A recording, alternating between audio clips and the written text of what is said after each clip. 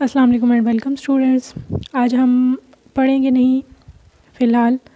पहले मैंने आपसे थोड़ी डिस्कशन करनी है। मेरी तरफ से आपके लिए एक एडवाइस है, आप पहले सुन लें। अगर आपका दिल चाहे तो आप उस पर अमल करें, अदरवाइज़ कोई स्ट्रिक्टनेस नहीं है। सबसे पहले मेरा ये रूल है कि स्टूडेंट को तभी स्टडी करनी चाहिए जब उसका माइंड फ्रेश हो।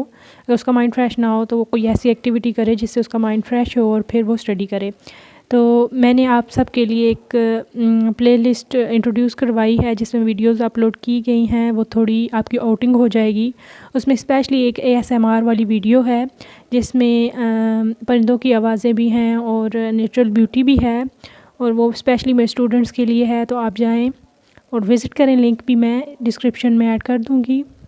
तो आप वो वीडियो देखें और फिर हम स्टडी स्टार्ट करते हैं। तो आज का टॉपिक है स्टोकियोमेट्री, और आप इसको कह सकते हैं स्टिशियोमेट्री। तो स्टोकियोमेट्री क्या होती है? बेसिकली जिस तरह से केमिस्ट्री होती है इसी तरह से स्टोकियोमेट्री है। तो इसमें भी लफ्ज़ एंड पे आ रहा है ट्री। मीट्री किसी चीज़ की मेजरमेंट को कहते हैं, और ट्री ये एक ब्रांच है केमिस्ट्री की। जिसकी हम पहले डेफिनेशन देखेंगे और फिर फर्दर डिटेल्स हम उसकी स्टडी करेंगे। डेफिनेशन से स्टार्ट लेते हैं। तो ब्रांच ऑफ केमिस्ट्री है, ये आपने इसकी डेफिनेशन के लिए याद रखना है कि ब्रांच ऑफ केमिस्ट्री है और विच टेल्स अस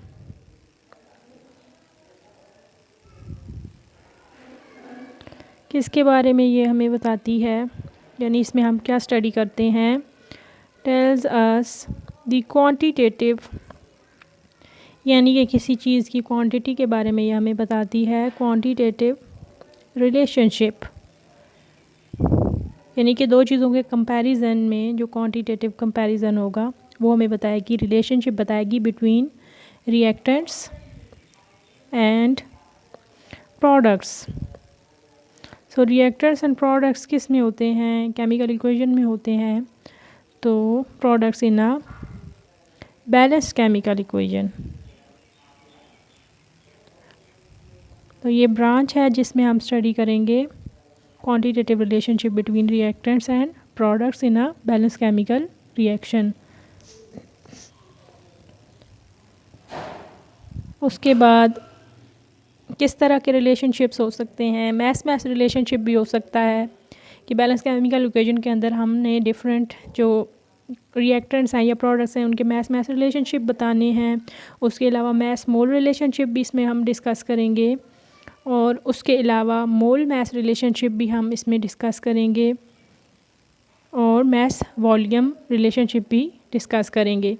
यानी कि किसी चीज़ का मैस अगर दिया गया हो बैलेंस केमिकल इक्वेशन के अंदर या केमिकल इक्वेशन के अंदर, या जस्ट इन्फॉर्मेशन दी गई हो, केमिकल इक्वेशन हम खुद राइट अप करेंगे, उसको बैलेंस करेंगे, और उसमें अगर मैस दिया गया है, मोल्स फाइंड आउट करने हैं, मोल दिए गए हैं, मैस फाइंड आउट करना है, या वॉल्यूम दिया गया है, मैस फाइंड आउट करना है, तो वो किस तरह से करना है।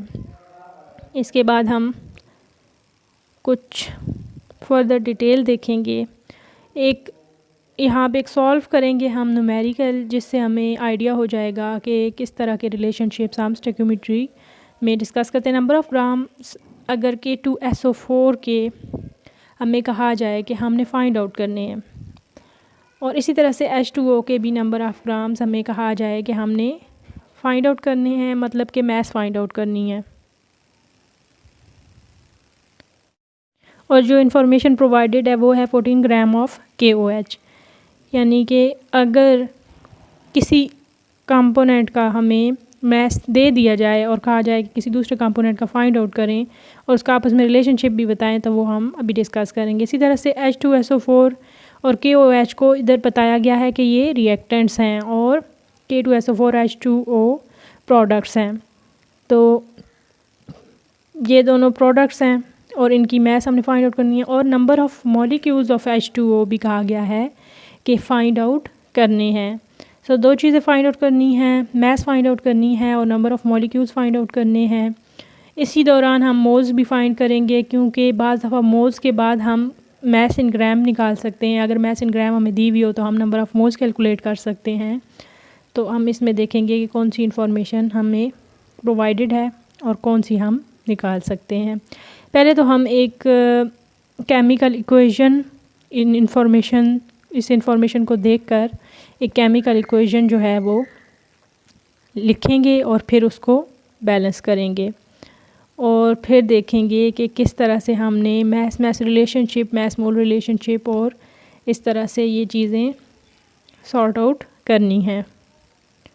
हम इधर एक इक्वेशन लिख लेते हैं। रिएक्टेंट्स हमें दिए गए हैं KOH प्लस H2SO4 और प्रोडक्ट्स हैं K2SO4 प्लस H2O। इसमें अब हमने बैलेंस भी खुद इक्वेशन करनी है। ये हमें बता दिया गया है कि रिएक्टेंट्स और प्रोडक्ट्स कौन से हैं। तो इसमें आप देख लें कि K2SO4 में 2 हैं, इसी तरह से ऑक्सीजन 4 H2SO4 में है और वो SO4 में तो बराबर हो गए। इसी तरह से KOH का ऑक्सीजन और H2O का भी ऑक्सीजन बराबर है, मगर K2 है तो इसीलिए यहाँ पे हम 2 लगाएंगे तो हमारे पास प्रोडक्ट में K2 और यहाँ पे 2K बैलेंस हो जाएगा। लेकिन उसके बाद ऑक्सीजन 4 और 5, यहाँ पे 4 और 5 हैं, ये तो ऑलरेडी बैलेंस्ड हैं, लेकिन हाइड्रोजन जो है वो हमारे पास अब रिएक्टेंट्स में 4 हो चुके हैं। इस तरह से अब हम काउंट करेंगे, ऑक्सीजन 6 हैं, हाइड्रोजन 4 हैं प्रोडक्ट में, और इसी तरह से सल्फ़र 1 है और पोटाशियम के जो है ये 2 हैं। अब देखेंगे हम कि हमने सही बैलेंस किया है कि रिएक्टेंट्स में क्या इतने कंपोनेंट्स मौजूद हैं। ऑक्सीजन 2 हो गए और 4 6 हो गए, 6 मौजूद हैं, ये हो गए ऑक्सीजन बैलेंस। इसी तरह से आप देखेंगे हाइड्रोजन 2 हो गए और यहाँ पे 2 से मल्टीप्लाई किया तो भी 2 हो गए, 4 हो गए। उसके बाद सल्फ़र जो है वो है H2SO4 के अंदर 1, तो ये भी हो गया बैलेंस। इसके बाद हम देखेंगे पोटाशियम, तो पोटाशियम हमारे पास 2 से मल्टीप्लाई किया तो 2 हो गए, ये हो गई बैलेंस इक्वेशन। अब इसके बाद हमने फर्दर सॉल्व करना है। ये सारा जो मतलब बेसिक था वो हमने कर लिया है। ये सारी चीज़ें जो आती हैं वो स्टोइकोमेट्री के अंदर आती हैं कि हमने इक्वेशन लिखी, बैलेंस की। अब हम फर्दर सॉल्व करेंगे, रिलेशनशिप्स देखेंगे। तो ये थी इक्वेशन 2H2O बैलेंस्ड इक्वेशन, ये हमने लिख ली। इसके बाद हम देखेंगे कि हमारे पास कौन सी इंफॉर्मेशन प्रोवाइडेड है और कौन सी नहीं प्रोवाइडेड। K2SO4 के लिए हमें मैस फाइंड आउट करना है, तो हमारे पास number of moles is equal to mass over molar mass formula होता है। तो अगर हम नंबर ऑफ़ मोल्स निकाल लें तो मैस फाइंड आउट कर सकते हैं, और नंबर ऑफ़ मोल्स कैसे निकालें, 2 चीज़ें मालूम हों तो तीसरी बंदा फाइंड आउट कर सकता है।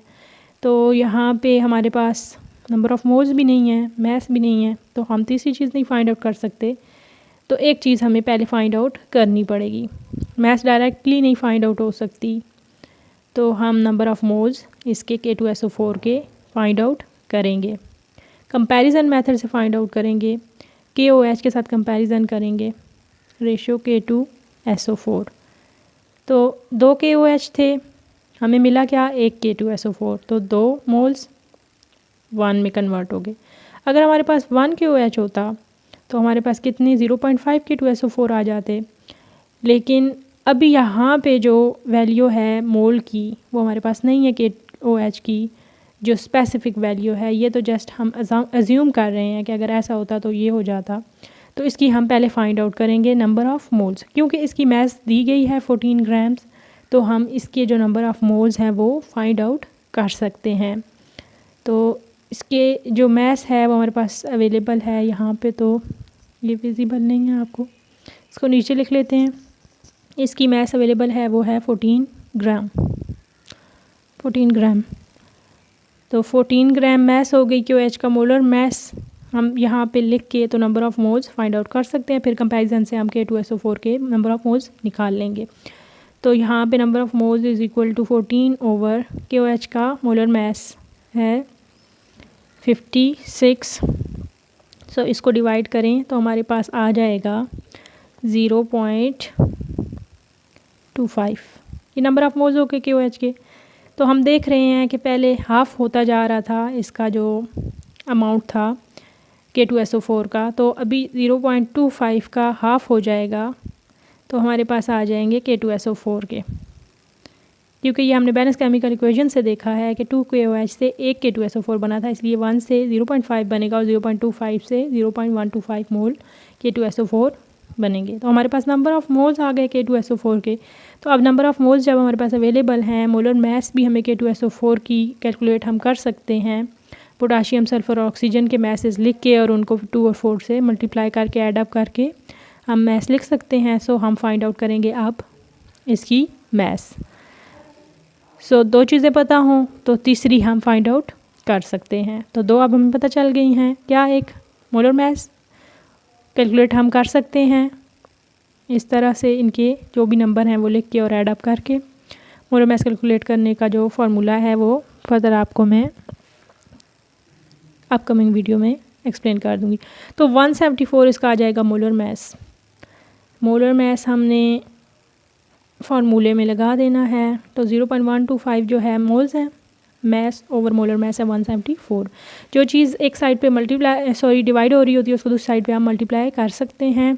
तो 174 को 0.125 के साथ मल्टीप्लाई करेंगे तो हमारे पास आ जाएगा मास। किस चीज़ का मास? K2SO4 का मास, जो कि हमें न्यूमेरिकल में फाइंड आउट करने के लिए कहा गया है। तो ये आ जाएगा 21.75 ग्राम ऑफ K2SO4, यानी कि अगर 14 ग्राम ऑफ KOH हो तो वो कन्वर्ट हो जाएगा इतने 21.75 ग्राम K2SO4 में। ये हो गया एक फर्स्ट जो था पार्ट न्यूमेरिकल्स का सॉल्व हो गया। 14 ग्राम कन्वर्ट होके इतना हमें मिल गया K2SO4। इसके बाद हम नेक्स्ट देख लेते हैं। वाटर के लिए हमें फाइंड आउट करना है मास भी और नंबर ऑफ़ मॉलिक्यूल्स भी। तो कंपैरिजन से हम पहले नंबर ऑफ़ मोल्स निकाल लेते हैं वाटर के, फिर उसी तरह से उसका मास निकाल लेंगे। तो 2 हमारे पास KOH थे तो 2 वाटर मॉलिक्यूल जो है प्रोड्यूस हुए। इसी तरह से 1 अगर होता तो 1 प्रोड्यूस होता। तो हमें KOH के नंबर ऑफ़ मोल्स पहले से हमने कैलकुलेट कर लिए हैं इसी वीडियो में, तो वो थे 0.25। तो अगर 0.25 KOH हो तो 0.25 ही वाटर मॉलिक्यूल हमें मिलेंगे, नंबर ऑफ़ मोल्स कह लें वाटर के हमें मिलेंगे। तो वो हो जाएगा रिलेशनशिप, यहाँ पे ये फाइंड आउट हो गया हमारे पास नंबर ऑफ़ मोल्स। लेकिन हमें चाहिए क्या? मास। तो मोलर मास हमें वाटर की पता है 2 हाइड्रोजन की मास और 16 ऑक्सीजन की, तो ये 18 ग्राम हो जाती है।